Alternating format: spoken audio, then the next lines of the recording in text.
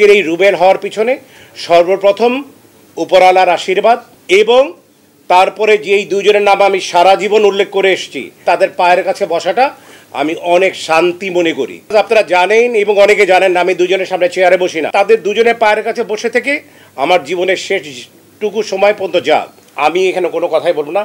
ওস্তাদ যা বলবে সেটাই শিরোধার্য। এখানে ওস্তাদের বাইরে কথা বলার মতো কারো দুঃসাহস আছে বলে মনে করি না। ওস্তাদ যেটা বলবে সেটার সাথে শুধু আমরা সুর মেলাবো, তার বাইরে আমাদের কোনো কথা নেই। ব্যক্তিগতভাবে আমি আমার কথা বলতে পারি। এই প্রসঙ্গে আমি একটি দুটা কথা বলতে চাই খেলা প্রসঙ্গের বাইরে, যেটা না বললেই না। আজকের আমি রুবেল, আপনারা যারা ভালোবাসেন আমাকে, যারা বাংলাদেশে অনেক দর্শক আছেন যারা আমাকে ভালোবাসেন, আমি বিশ্বাস করি আজকের এই রুবেল হওয়ার পিছনে সর্বপ্রথম উপরওয়ালার আশীর্বাদ এবং তারপরে যেই দুজনের নাম আমি সারা জীবন উল্লেখ করে এসেছি, এটা আজকেও আমি আবারও উল্লেখ করতে চাই।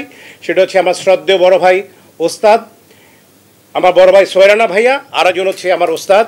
আমি যদিও ওস্তাদের পাশে কখনো বসি না, কিন্তু আজকে অনুষ্ঠানের জন্য আমি তার পাশে বসতে পেরেছি, কিন্তু আমার হাত পা কাঁপছে স্টিল।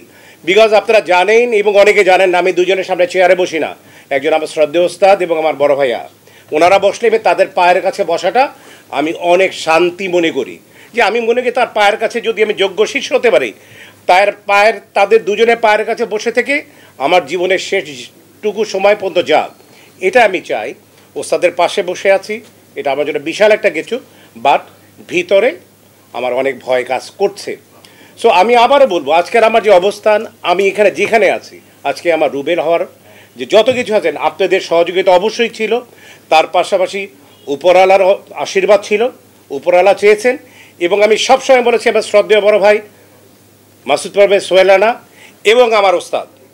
সো ওনাদের জন্য সকলেই আপনারা দোয়া করবেন, ওনারা যাতে সুস্থ সুন্দর থাকে।